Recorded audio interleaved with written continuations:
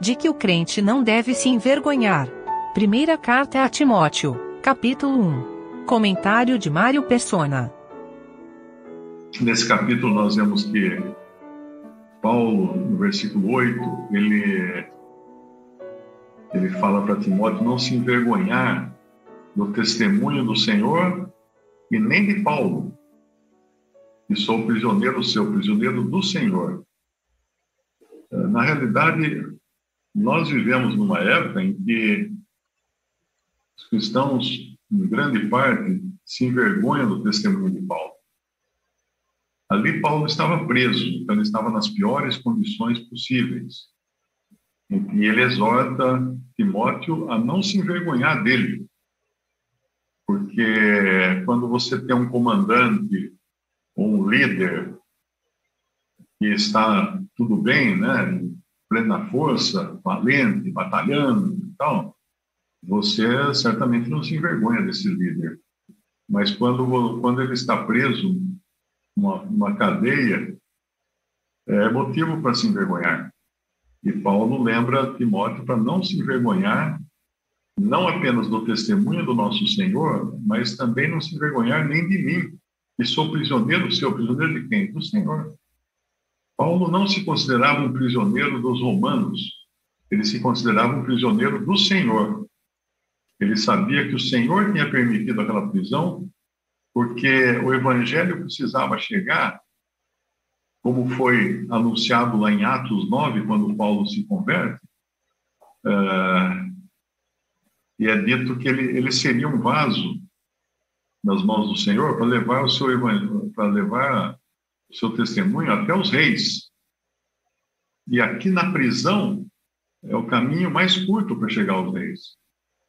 Porque nós vamos saber depois, nós vamos descobrir depois, que quando Paulo envia saudações da família de César, na casa de César, então a gente descobre assim que era na prisão que ele conseguiu pregar o evangelho para a guarda pessoal do imperador, aquele que guardava, aquela guarda que guardava a família do imperador também, e com isso o evangelho acabou chegando no palácio do imperador.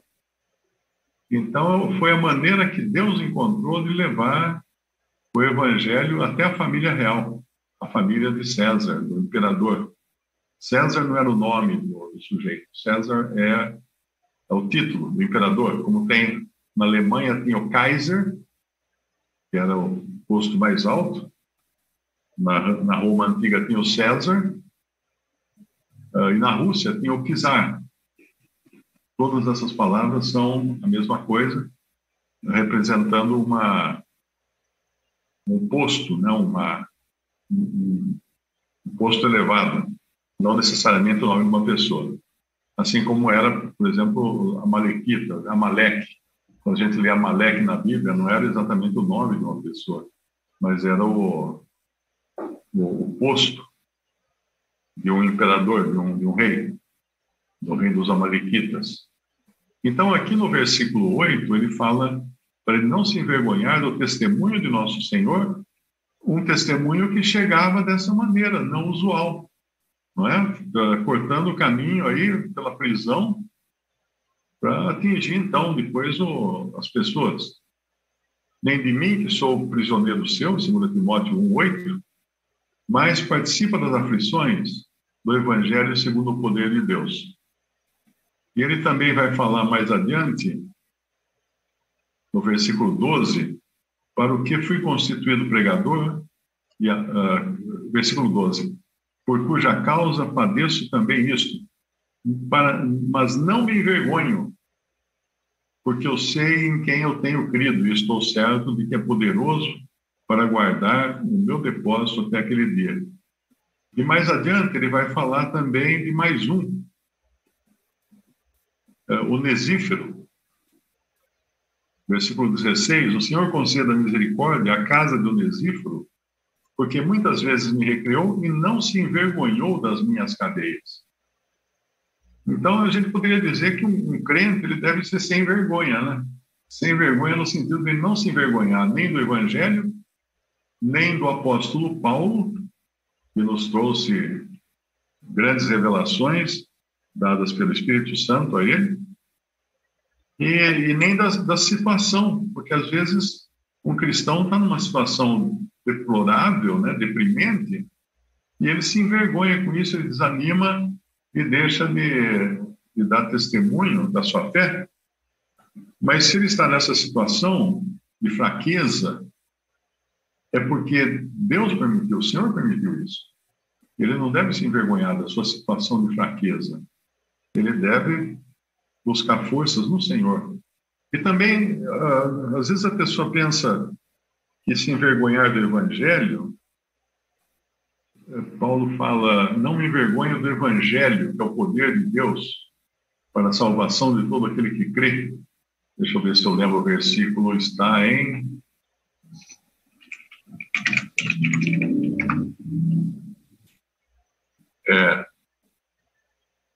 Romanos 1,16. Porque não me envergonho do Evangelho de Cristo, que é o poder de Deus para a salvação de todo aquele que crê, primeiro do judeu e também do grego. Alguns leem isso achando que é no sentido de ter vergonha de pregar o Evangelho. Ele não está dizendo não me envergonho de pregar o Evangelho. Ele está dizendo não me envergonho do Evangelho. Porque não há nada no Evangelho que nos faça envergonhar dele, ter vergonha dele. Eu gosto de um exemplo. Eu vou numa praça e começo a distribuir notas de R$100 desenhadas em papel higiênico. Eu não posso dizer que eu não me envergonho daquelas notas de R$100. Claro que eu me envergonho, porque elas são falsas, são desenhadas em papel higiênico. Então eu me envergonho, sim, daquelas notas que eu estou distribuindo. Mas se eu for numa praça e começar a distribuir notas genuínas de R$100, eu não tenho de que me envergonhar, porque elas são genuínas, elas são verdadeiras, elas têm valor. Então, é esse o sentido, não me envergonho do Evangelho, porque o Evangelho é genuíno, o Evangelho tem valor, o Evangelho tem poder. Então, não há nada no Evangelho que nos faça nos envergonharmos dele. E esse versículo 9 é interessante, que eu acabei de receber, quando ele fala do Evangelho segundo o poder de Deus, que nos salvou, o poder de Deus nos salvou, e chamou com uma santa vocação, não segundo as nossas obras, mas segundo seu próprio propósito e graça, que nos foi dada em Cristo Jesus antes dos tempos dos séculos. Eu tenho muito contato com pessoas que se denominam cristãs e nunca, em nenhum momento na vida, entenderam o Evangelho. Hoje mesmo foram dois. Um que escreveu que tem que ser fiel. Quem não for fiel não será salvo. Aí eu perguntei, mas escuta, então é a fidelidade que salva? É a sua fidelidade? No fim do caminho você vai poder falar assim, eu fui fiel, por isso que eu cheguei aqui. Isso é obra, isso não é evangelho, isso não é graça. De maneira alguma, não é graça. E teve um outro também, o que ele pôs?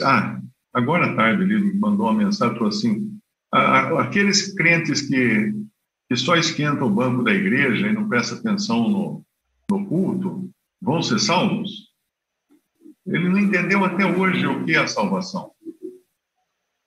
Ele não entendeu até hoje que a salvação é por graça. Não é se você esquenta banco ou não esquenta banco, se você faz isso, faz aquilo, se você é fiel, se você não é fiel. A salvação é inteiramente por graça vinda do nosso Senhor Jesus Cristo. Nada de nós, nada, zero, absolutamente zero de nós pode ser contabilizado na nossa salvação. Porque ela é totalmente por graça, somente por graça. E esse versículo 9, ele deixa claro isso, segundo o seu próprio propósito e graça. que nos foi dado em Cristo Jesus antes dos tempos dos séculos. Olha que riqueza que tem nesse pequeno versículo, que nos salvou e chamou com uma santa vocação, não segundo as nossas obras. Atente bem para isso, não segundo as nossas obras. Isso inclui não segundo a nossa fidelidade, não segundo o nosso congregar, não segundo as nossas contribuições, os nossos esforços, a nossa perseverança, não. Mas segundo o seu próprio propósito, ou seja, a intenção. De quem partiu a intenção de me salvar? De Cristo, do próprio Senhor. Quando? Quando partiu? O versículo, lá no versículo explica. Antes dos tempos dos séculos. Antes dos tempos dos séculos, o Senhor Jesus Cristo quis me salvar. Como é que eu posso pensar que tem alguma coisa em mim que possa me garantir a salvação eterna, se eu não consigo nem parar em pé? Nem parar em pé. Depois dessa minha cirurgia do coração, eu sou mantido em pé agora por um pedaço de porco também. A válvula que colocaram no meu coração, ela é cultivada num porco. Um porco criado para isso, né?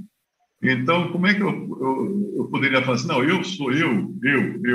Eu não. Então, pelo menos você, no mínimo, é você e mais um pedacinho de porco, um pedacinho de bacon grudado lá no coração.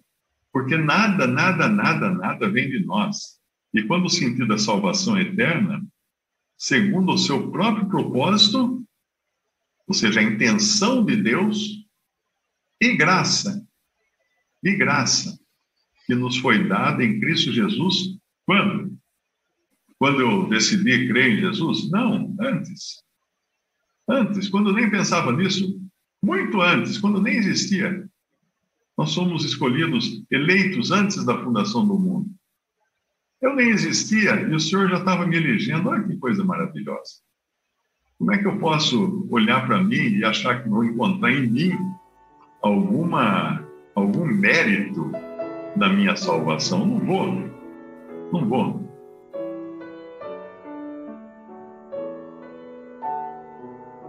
Visite respondi.com.br. Visite também 3minutos.net.